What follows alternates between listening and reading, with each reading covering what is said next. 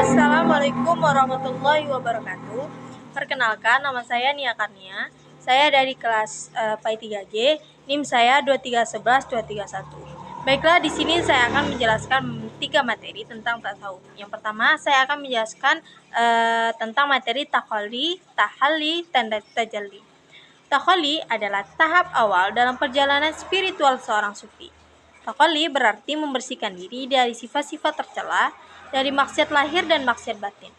Tahalli juga berarti mengosongkan diri dari akhlak tercela. Secara bahasa, tahalli berarti proses pengosongan dalam tasawuf. Istilah ini mengandung pengertian mengosongkan diri dari berbagai penyakit hati. Tahap tahalli merupakan pembersihan permasalahan, menghilangkan energi-energi negatif atau penyembuhan penyakit yang dialami seseorang. Untuk itu, ada beberapa teknik yang perlu digunakan. Yang pertama itu teknik pengenalan diri. Dalam hal ini, teknik yang bisa ditempuh untuk pengenalan diri adalah metode introspeksi atau melihat diri sendiri, yaitu senantiasa melihat ke dalam diri sendiri. Yang kedua itu teknik pengembangan kontrol diri.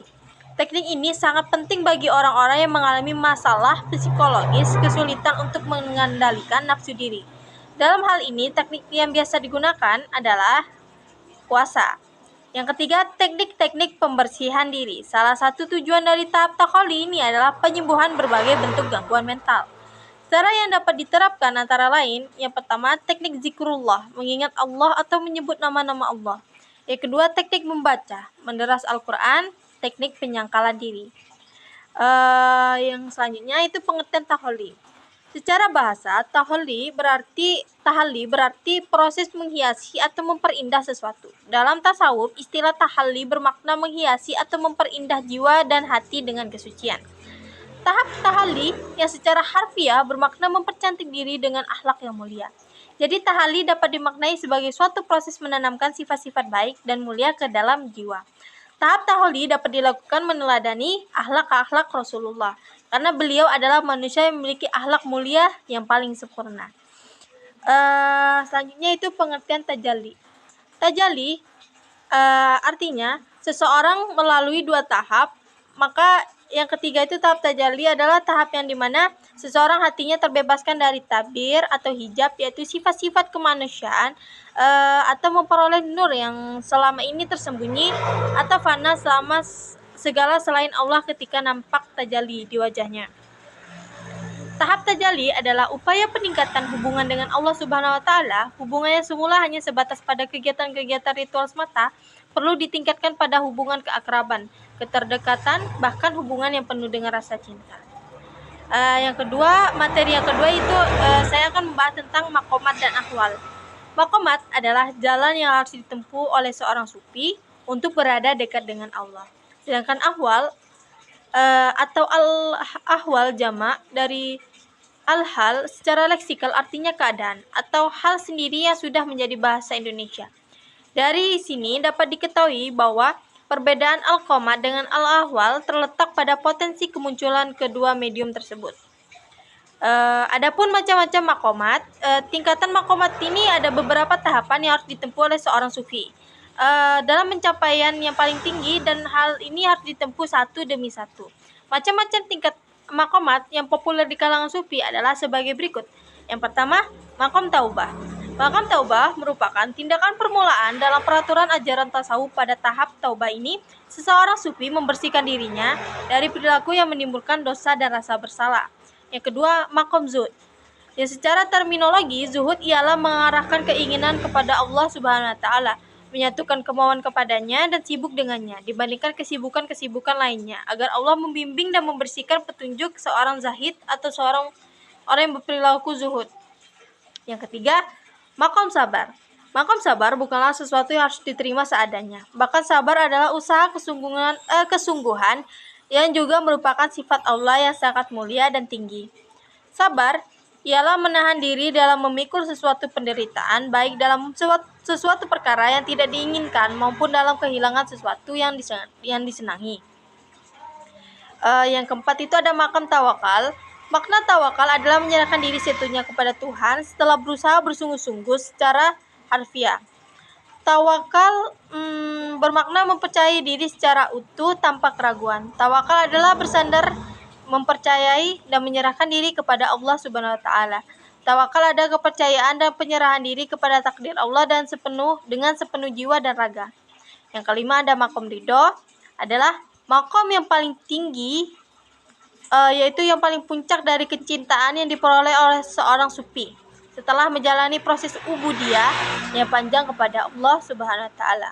Ridho merupakan anugerah kebaikan yang diberikan Tuhan atas hambanya dari usahanya yang maksimal dengan pengabdian dan munajat.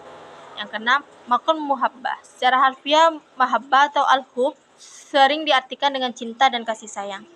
Mahabbah adalah usaha mewujudkan rasa cinta dan kasih sayang ditujukan kepada Allah Subhanahu wa taala. Yang ketujuh, makom ma'rifah. Makom ma'rifah secara etimologi berarti mengenal, mengetahui, dan juga boleh diartikan dengan menyaksikan. Selanjutnya, jenis ahwal. Jenis ahwal adalah kondisi jiwa yang dialami oleh seorang sufi dalam proses mendekatkan diri kepada Allah. Setiap orang mungkin mengalami ahwal yang berbeda-beda, tergantung pada tingkat keimanan dan pengalamannya. Ahwal ini bisa bersifat negatif, juga bisa bersifat positif, dan biasanya sifatnya itu sementara.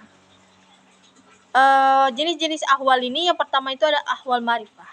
Ahwal marifah berarti pengetahuan atau pemahaman yang mendalam tentang Allah. Dalam ahwal ini, seorang sufi merasakan kedekatan yang intim dengan Tuhan, di mana hati dan jiwa terbuka untuk menerima kebenaran spiritual ma'rifah, seringkali datang setelah proses pembersihan diri dan penghayatan yang mendalam terhadap ajaran agama. Yang kedua ada ahwal khauf dan roja. Khauf, rasa takut kepada Allah, muncul karena kesadaran akan dosa-dosa yang pernah dilakukan. Yang ketiga ahwal mahabbah. Ahwal mahabbah berarti cinta. Dalam ahwal ini, seorang sufi merasakan cinta yang mendalam kepada Allah Subhanahu wa taala. Yang keempat, ahwal zuhud. Ahwal ini merujuk pada kondisi di mana seorang sufi melepaskan keterikatan pada dunia material dan fokus pada kehidupan spiritual. Dalam ahwal ini, seorang sufi menyadari bahwa harta dan kesenangan duniawi bersifat hanya sementara. Yang kelima, ahwal fana dan baqo. Fana ini adalah kondisi di mana individu merasa kehilangan identitas diri dan sepenuhnya menyerahkan diri kepada Allah Subhanahu wa taala. Materi yang terakhir yaitu tentang fana, baqo, dan ittihad. Fana adalah hilangnya semua keinginan hawa nafsu seseorang dan tidak memiliki pamrih dari segala manusia, sehingga ia kehilangan segala perasaannya atas dunia dan makhluk seseorang yang telah mencapai fana. Ia telah menghilangkan semua kepentingan seketika berbuat sesuatu. Yang kedua, baqo. Baqo adalah kekalnya sifat ketuhanan, akhlak terpuji, dan kebersihan jiwa dari dosa dan maksiat.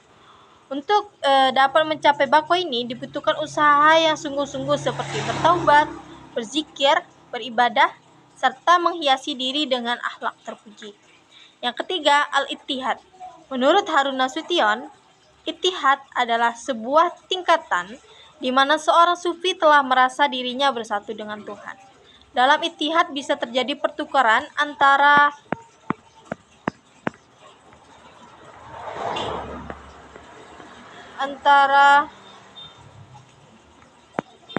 dia dengan Tuhan.